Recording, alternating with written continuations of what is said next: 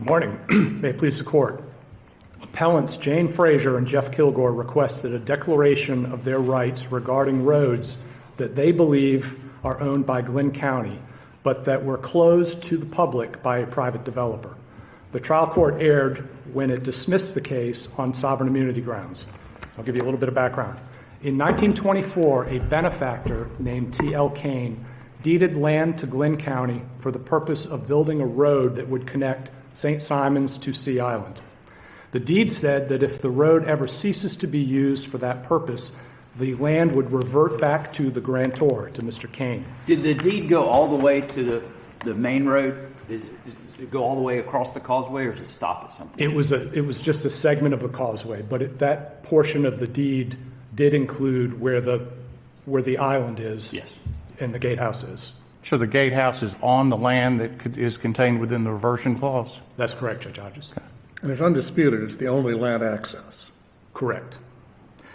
So the county built Sea Island Causeway, maintained it for generations, and then in the early 2000s, the Sea Island Company asked that the county abandon that portion of the causeway along with some roads that were on the island itself. A state statute and a Glynn County ordinance allowed the county to abandon public roads, but only if they no longer serve a substantial public purpose. Despite finding that the roads were still being used by the public, and of course the causeway was the only means of access by land onto the island, the Glynn County Commission violated the law by deeding the roads to the Sea Island Company. And soon thereafter, the company built a gatehouse on the causeway segment and excluded the public from the island from that point forward. They also didn't comply with 3637-6A, did they? Which is letting it be held out for public auction. They just did a direct transfer, is that right? That's correct. And does that have any effect on these proceedings? Well, I think that's just one additional reason why the conveyance is void ab initio. Okay. And following that logic, if it is void, shouldn't it revert back to the Glynn County? That's the argument, Your Honor. Okay. And that is the crux of the case. Glynn County's actions are ultra-virus, the deeds are void ab initio, and therefore the roads are still owned by the county. So where does sovereign immunity fit in? Article 1, Section 2, Paragraph 5B of the Georgia Constitution creates a waiver of sovereign immunity for declaratory judgment actions alleging that the county acted unlawfully, but the waiver only applies to, quote, past, current, and prospective acts which occur on or after January 1, 2021.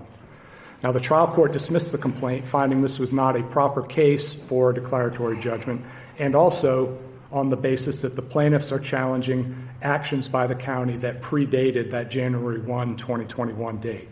This was error. A proper declaratory judgment action requires two components: a right claimed by one party and denied by the other, and legal uncertainty. Why bring the action now? I'm struggling to understand how either plaintiff is facing uncertainty with regard to the county. They're facing uncertainty because their position is that the roads are public and they have a right to use the roads. They would be prosecuted for trespass if they were to act on what they believe is their right. And there's another issue here too, Your Honor, which is that Jane Frazier acquired the reverter interest under that Kane deed, and that applies to the causeway segment. But if that land did pass to private hands, then the reverter clause is triggered, and that property should have reverted to the grantor, and now Ms. Frazier owns the reverter interest along with some other reversion. Does she own the entirety of that interest, or is it a portion of it? I'm sorry, Your Honor. Does she own the entirety of that interest, or just a portion? No, she purchased the interest from some of Mr. Kane's descendants, but not all. Right, so she's got a part, and we don't know who owns the rest. That's correct. And So does that matter under the statutes? I'm thinking about 62 and 63. I'm sorry.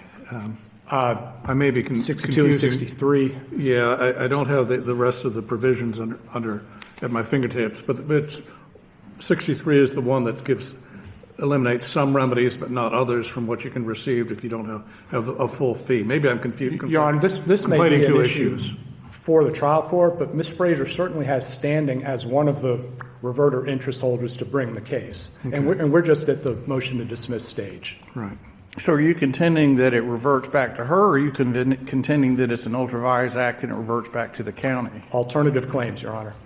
First claim is that the county owns it. The alternative claim is if we lose on that and it did pass into private hands, then it should have reverted to the reverter interest holders. Now, Ms. Frazier has no interest in owning a road. She's brought this case really just to preserve the public's right to use Sea Island. And this is the exact same case that she brought against the county several years earlier in the Twitty Park case, which is a matter of res judicata. I'm sorry, as we're talking about timing, I just want to make sure I get this straight. So I think your complaint does a good job of plainly setting out what I think is the undisputed timeline of events. And I appreciate you giving the court guidance on that. If that is undisputed, and I think it is, where does statute of limitations or statute of repose fit in here? So, Your Honor, our position is that there is no statute of limitations, and that was decided in a similar case. That case is called City of Barnesville versus Stafford. That involved a deed to a city, and the deed said that if the land would revert back to the grantor if the city failed to build a park within 1 year. 18 years and no park later, the grantor's estate filed suit to recover title and won. The Supreme Court rejected the laches argument because this was an action at law. Laches only applies to equitable petitions. And secondarily, the court said that there is no statute of limitations to an action to acquire title, a legal action to acquire title. The citation for that is 161 Georgia 588. So our clients have legal uncertainty. There are competing claims, first of all, as to the title. Glynn County is claiming that the roads are in private hands. Our clients are claiming they're either in public hands or they're in the reverter interest holders' hands. And there is legal uncertainty because our clients could be prosecuted if they act on their beliefs that they are entitled to exercise rights with respect to the roads. And then the res judicata issue is an interesting one. In the Twitty Park case, which was attached to our complaint, Judge Stephen Kelly from the Glynn County Superior Court presided over a very similar issue. The Kane deed involved two tracts, the very same Kane deed that we're in for here today. Tract 1 was the causeway. Tract 2 was for the purpose of building a public park that eventually became Twitty Park.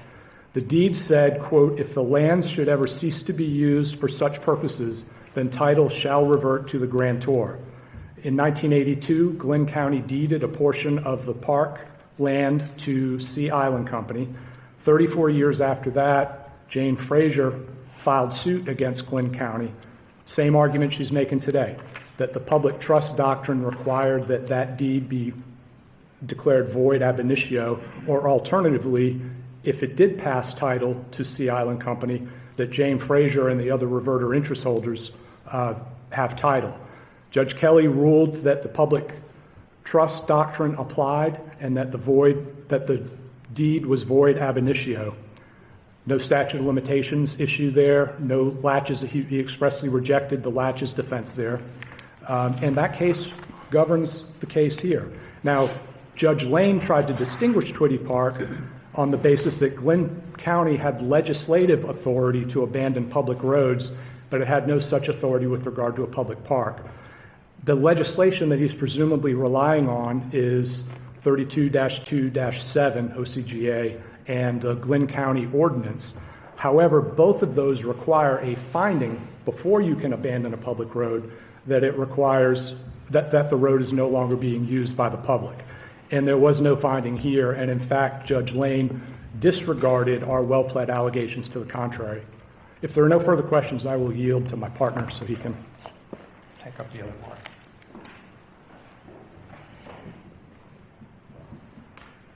Good morning, Your Honors. May it please the Court, my name is Travis Faust, and I have the pleasure of representing Ms. Frazier in connection with the Land Registration Act case that is a companion case to the case my partner, Mr. McGuire, was speaking about.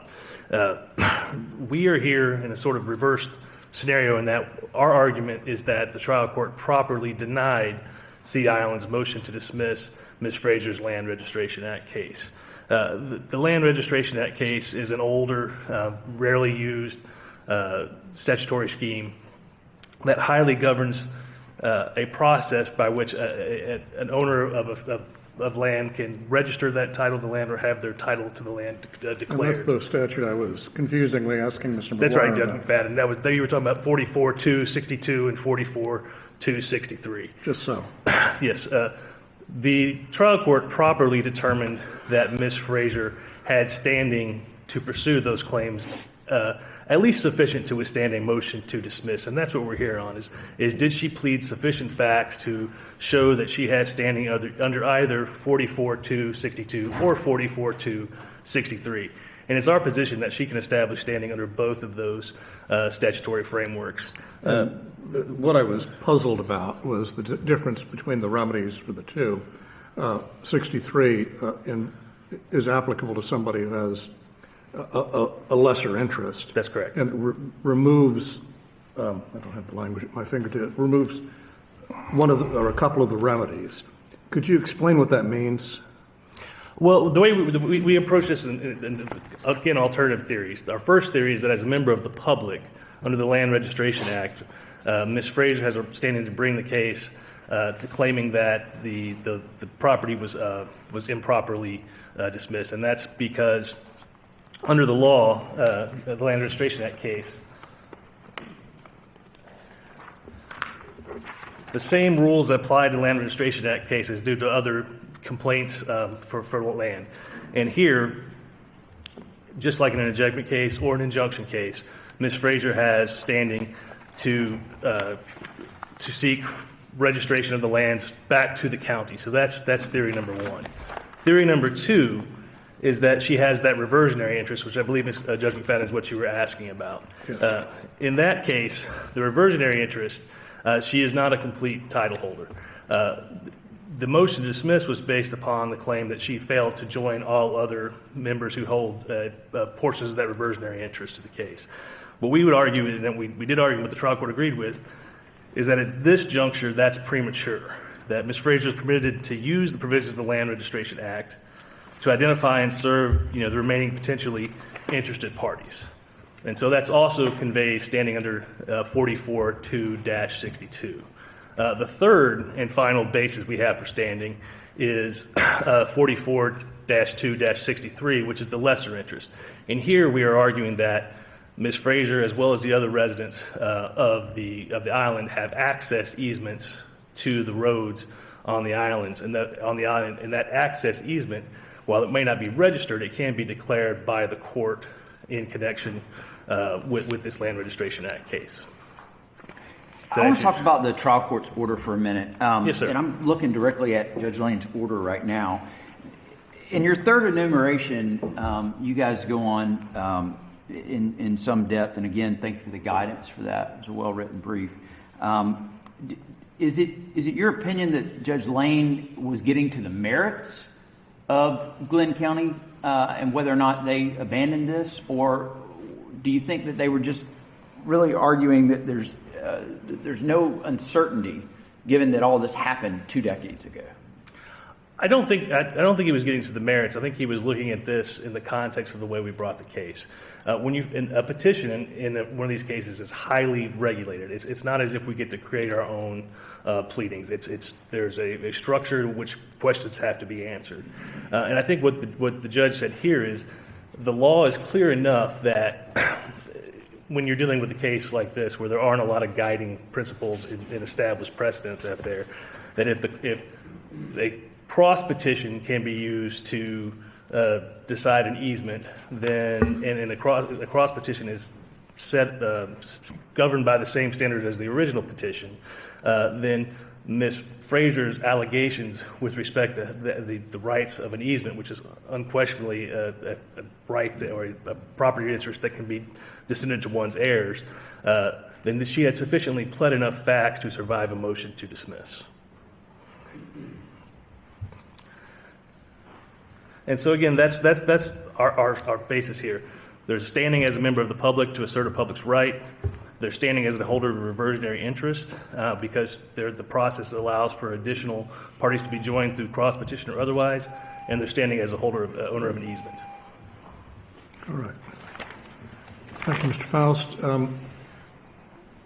You and Mr. McGuire will have 2 minutes to rebut. The appellee will have an extra 2 minutes. May it please the court, good morning. I'm Brad Watkins and I represent Appalachia Glenn County. We're asking the court to affirm the trial court's dismissal of this case. I'll address 2 principal points. The first is the trial court's correct holding that sovereign immunity bars the plaintiff's claims, which again relates solely to the statutory abandonment and transfer of roads to Sea Island, which occurred 15 to 20 years ago, well before the enactment of paragraph 5. The second point I'll address... Please respond to the argument that we're talking about the heartland of the purpose of declaratory judgment, which is, I believe I have a right. I'd like to vindicate it without risking arrest. Well, this is sort of the second point, which is if you do not have a valid declaratory judgment action, you don't fall under paragraph 5. That's what the City of Atlanta versus MLK Properties case says. The plaintiff's relief they're requesting in their declaratory judgment claim, and the court, unlike a regular action, actually has to look at the relief, the prayer for relief on the declaratory judgment claim, which in this case is simply to void the deeds from 20 years ago, 15 to 20 years ago, and shift ownership of property either to the county or to Ms. Frazier. Under any scenario, you have to void these deeds. The prayer for relief, unlike in the Starship case, has nothing to do with any alleged harm or uncertainty in this case. So plaintiffs have filed a very voluminous lawsuit.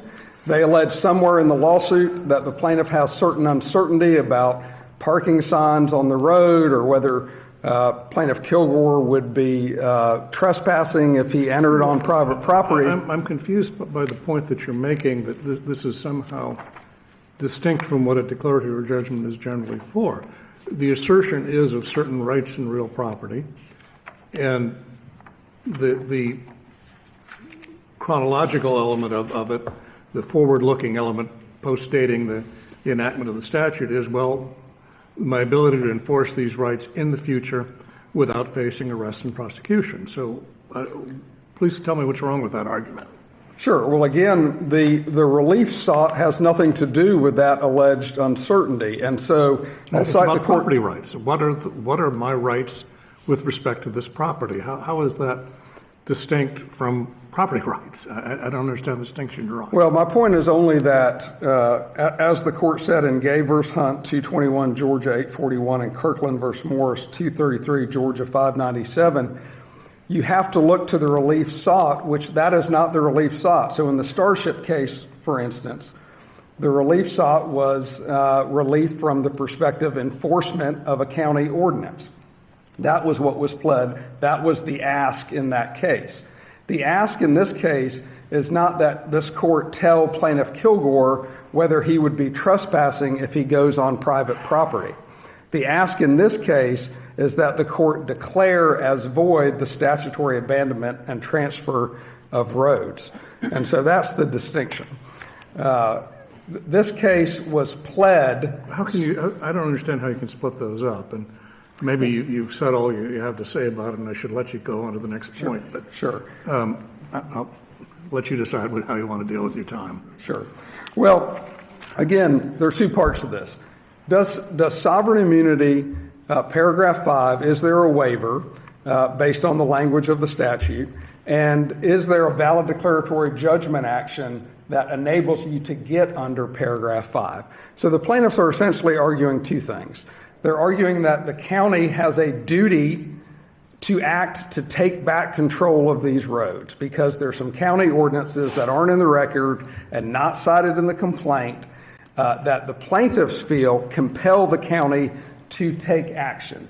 Unlike in Starship, they're not seeking relief from threatened county action. They're seeking to turn paragraph 5 into a constitutional provision that includes a waiver of immunity for inaction. So that's one part of what the plaintiffs are arguing, is that the county has a duty to act to take back control of these roads under county ordinances, and there would be, therefore there's a waiver of immunity if you kind of redraft the language of paragraph 5. The other thing the plaintiffs argue is that Plaintiff Kilgore has some uncertainty about whether he would be guilty of trespass if he goes on private property. Well, what we know and what we know from the Flom case, which is cited in our brief, is that precise issue was addressed about, and this maybe gets to the heart of your question, Judge McFadden, about whether if you allege just generally some uncertainty or harm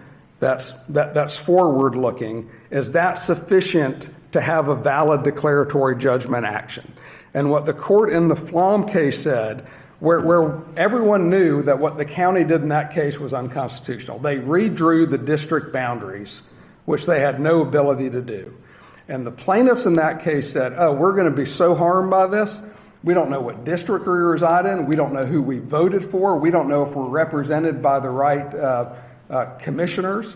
And the court said that alleged future uncertainty and harm doesn't save your faulty declaratory judgment action, because what you're really wanting us to do is look backwards and void this act.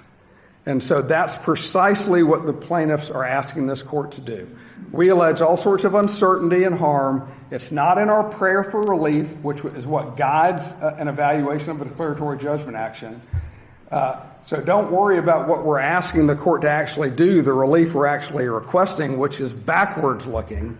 Because we allege uncertainty and harm, it's an okay declaratory judgment action. That's the claim. But what the Flom case tells us is an allegation of uncertainty and harm does not save a backwards-looking declaratory judgment action. But at the heart of my argument is this, Judge. The plaintiffs, all of the relief sought is aimed at undoing something that happened 15 or 20 years ago. Not an act that occurred after January 1, 2021.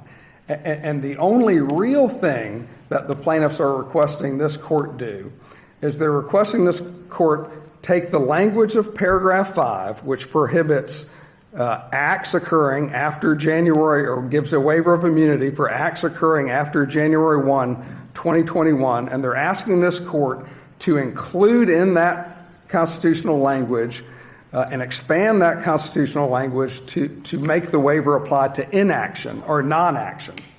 Again, the distinction in the Starship case, the court said, look, you have to, as a court, look at not just what the county did, but what the county could do from which the plaintiff seeks relief. And that's the very important part of that holding. You have to look at what the county did and what the county could do from which the plaintiffs seek relief. The plaintiffs are not seeking relief from any threatened county action. There has been no county action since 2009. There has been no threatened county action. This is not an ordinance case with the threat of continued enforcement. So the plaintiff can drive on through the gate without any action? Well, Sea Island now controls, to your point, Sea Island now controls that. So what is alleged in the complaint is that, not that the county has taken action since 2009. It is definitively alleged in the complaint that Sea Island has taken action. And Sea Island... Well, the county's going to take action if a criminal action occurs at the gate. A criminal trespass, such as what Mr. McGuire has set out. Isn't that true? Well, yes or no? Yeah, a couple points on that. It's never happened. Could it happen? Sure. Could that scenario happen? Well, isn't that uncertainty if it could? It is in the realm of possibility. But the important point in Starship is it has to be relief sought. It has to be relief. The plaintiff has to seek relief from threatened county action. And that action has never been threatened and has not occurred in 15 or 20 years, in part because, as the plaintiffs allege, Sea Island controls the roads, not the county. Sea Island has a security staff. Sea Island has a gate. And paragraph 5 does not waive immunity for the actions of a third-party non-governmental actor. Talk to me about Judge Kelly's order in the Twitty Park matter. You disagree with that analysis and finding? I don't disagree with Judge Kelly's order at all. In fact, it's very helpful. Judge Kelly, the same reversionary claim was pled in that case. Now, granted, it dealt with a different parcel of land, a park, not a road, that was subject to a different deed restriction. There are 2 deed restrictions for each parcel. And it was subject to different statutory rules regarding the alienation and transfer of property, because in that case, unlike in this case, there was no statutory process that spelled out how you transfer the property, so the court relied on common law. But the court never reached an adjudication favorable for the plaintiff on the merits on that reversionary claim. But the court did say it was an ultra-vires transfer and it reverted back to the county. So the court did decide whether that park property, again, different parcel, different deed restriction, different rules of alienation, did say that that was an improper transaction, but never as the plaintiff requested. Plaintiff in that case said because of that transfer, Plaintiff Frazier gets the land. And the court did not agree with that. So there can be no res judicata. And we say if res judicata does apply, it applies in our favor because this claim could have been raised in that lawsuit. So what is the status of the park now? You say that Glenn the County- Superior Court did not accept the argument that the property ought to go back to the public. So what's its status It now? transferred back to Glenn County. But the reversionary claim did not prevail. Okay. Counsel, I asked them about the statute of limitations. They think that statute of limitations does not apply. What do you believe? The statute of limitations definitively does apply. What authority are you getting that from? The authority is cited in the brief, and I'll refer the court to the Is case. it the Knight case? I'm sorry? The Knight case? Yeah, I think we string-cited a lot of cases on that point. Knight, Stevens versus Walker, Godwin versus Mitzpah Farms. One issue, and I don't want to eat into my co-counsel's time, but one issue is whether this is a suit at law or in equity. We believe very firmly that this is a suit in equity. A suit to cancel a deed is a suit in equity. A suit at law is a suit where the plaintiffs claim a present interest right to the property, like an ejectment action, not a situation where you turn to the court and there's no clear case that they're turning to the court to ask for the property because they have filed this land registration case. So this is a suit in equity barred by the 7-year statute of limitations. Well, it seemed like to me in reading your brief, and I'm not necessarily saying you're wrong, but you relied very heavily on the Knight case, and the Supreme Court has done it a couple of times. They've distinguished that case. They did it, I think, most notably in 1997. I'm just going to give you the site because I can't pronounce either of the parties' names, but it's 268 Georgia 428. And in that case, they seem to point out that Knight was specific to duress claims. Do you disagree with that? I'm sorry, I didn't hear that. That Knight was... That Knight was specific to duress claims and only duress claims? Well, I'm not sure on that point, but I will say, Your Honor, I'd refer the court to Strickland versus McElreath, which is 308 Georgia Appeal 627, which makes the point and distinguishes between what is and what is not an action at law or an action in equity dealing with property. So I would refer the court to that case, which I'm not sure is cited in our brief. Okay. I wrote it down. All right. Thank you.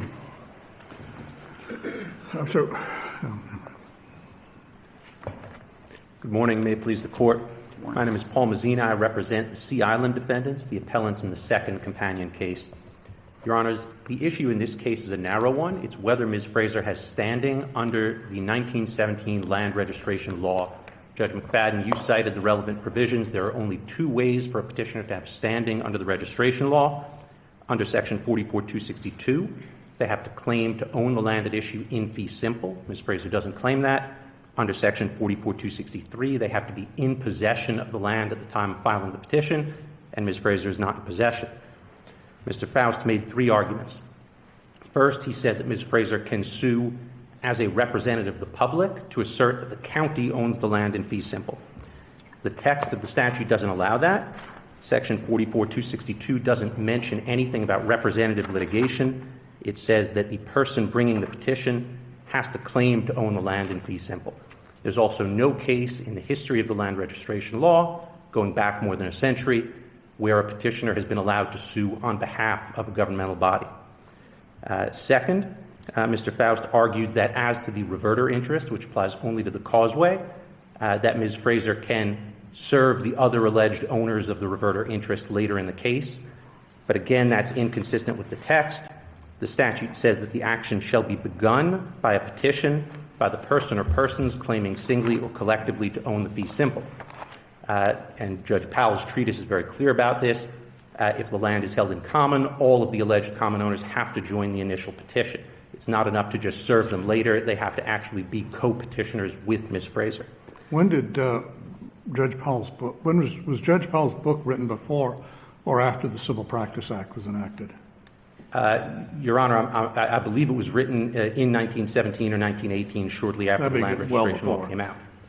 But I don't think there's any, I'm sorry, Your Honor. So shouldn't we read the pleadings under the Civil Practice Act, or is this a statute that is not within the Civil Practice Act? Your Honor, I don't think there's anything in the Civil Practice Act that changes the rules in Section 44. Provisions about amending parties. About adding parties. Yeah. Your Honor, we don't dispute that if she could amend her petition to have all of those alleged co-owners join as co-petitioners with her, that petition should go forward. But that would suggest that the petition should have been dismissed without prejudice to allow an opportunity to amend. But again, they have to be joined at the outset of the case. It's not enough just to bring them in later. The third argument he made is about possession. Section 44263 requires present possession of the lands. Ms. Fraser's argument is that because as a resident of Sea Island, she has an access easement to drive on the lands, that is tantamount to possession.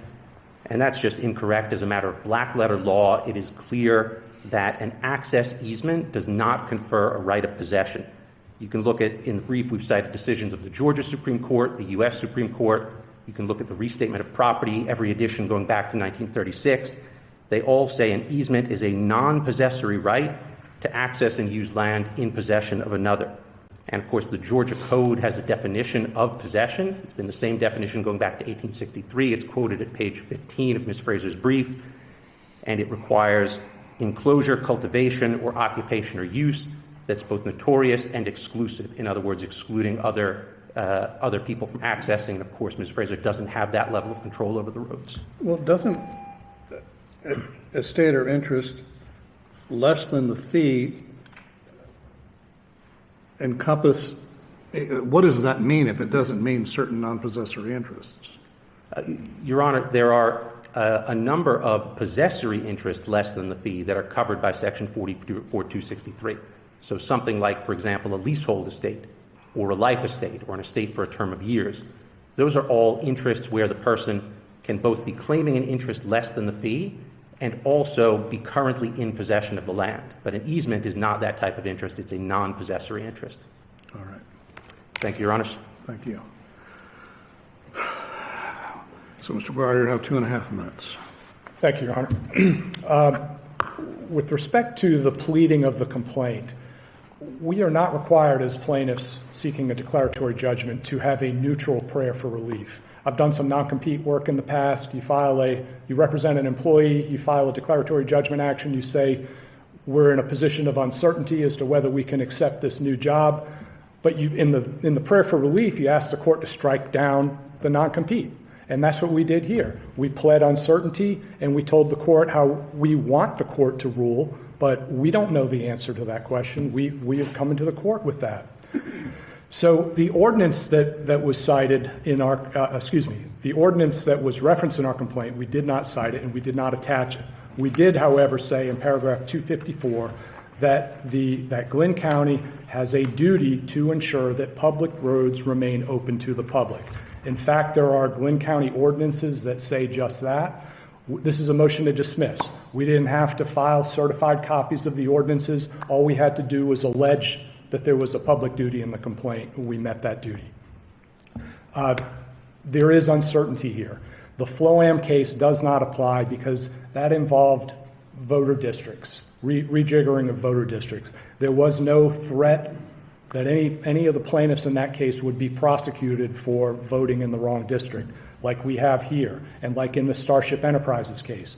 Starship Enterprises case involved a 2015 ordinance, but a continuing threat to prosecution under that ordinance, and the court allowed the relief there.